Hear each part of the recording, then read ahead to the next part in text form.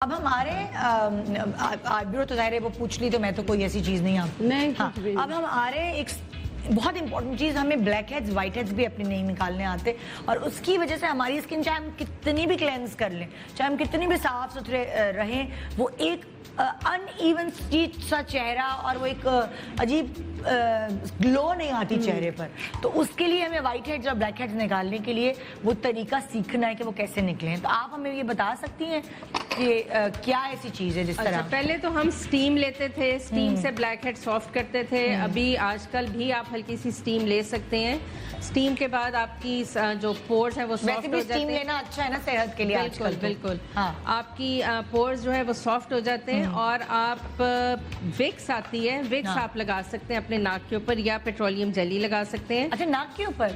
हाँ, निकालने के लिए, ब्लैक हेड्स निकालने के लिए। अच्छा। अगर कई लोगों के होते हैं बहुत डीप एम्बेडेड ब्लैक हेड्स होते हैं कि हाँ। आप अगर प्रोफेशनल भी निकलवाते हैं तो इतनी जल्दी वो निकलते नहीं है। अच्छा। तो बड़ा अच्छा तरीका है कि आप ये लेके ओवरनाइट लगा दें विक्स अच्छी सी, मुंह धोया, मुंह साफ करके। आंसू ही निकलते रहेंगे आलिया इससे तो? नहीं, थोड़ी सी लगानी है। अच्छा, थोड़ी लगानी कितनी है। कितनी जरा दिखाएंगे आप, कितनी मिकदार? बस किसी चीज से निकाल के दिखाने, क्योंकि हमारी खवातीन को नहीं समझ आता, वो ऐसा ना हो इतना ज्यादा लगा के रोती है। नहीं, बस ये इतनी सी आपने लगानी है। बिल्कुल छोटी मटर के दाने। बिल्कुल, और भी मटर के दाने, आधे मटर के दाने जितना। बिल्कुल आप ये लगाएंगे और अच्छी तरह से नाक पे उसको रब कर लेंगे। ओवरनाइट लगा के सो जाएंगे। सुबह जब आप देखेंगे तो ब्लैक हेड्स आपके काफी सॉफ्ट हुए हुए होते हैं। अच्छा, तो आराम से पॉप आउट। फिर आप अपनी क्लेंजिंग करें, अपना मुंह धोएं, जो व्हाटएवर। उसके बाद और स्किन सॉफ्ट हो जाएगी क्योंकि पानी भी लग गया, क्लेंजर भी लग गया। उसके बाद आपने क्या करना है कि आपने टिश्यू लेना है और टिश्यू के अगर आप ये उंगली के ऊपर ऐसे करके बांध दें टिश्यू। ठीक है, एक ये टिश्यू हो गया और एक और पीस लेंगे, वो भी इसी तरह हम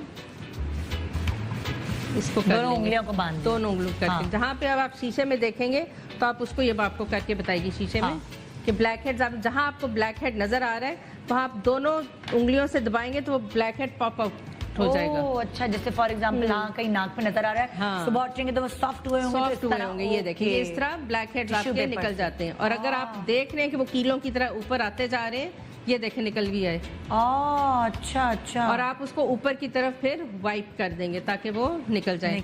दूसरा तरीका ये है कि अगर आपने मुंह धोया है, आपके पास स्क्रब नहीं है, एक्सफोलिएंट्स नहीं है, कोई चीज़ घर पे भी नहीं पड़ी हुई, तो आप जो तौलिया होता है, तौलिए के अंदर भी आप देखें तो ये रफ होता है, ये भी एक्सफोलिएशन का काम कर सकता है। ठीक है, अच्छा। गरम, हल्की सी गर्म पानी के साथ आप अपना क्लेंजिंग करें। क्लेंजिंग करने के बाद स्किन सॉफ्ट हुई होगी।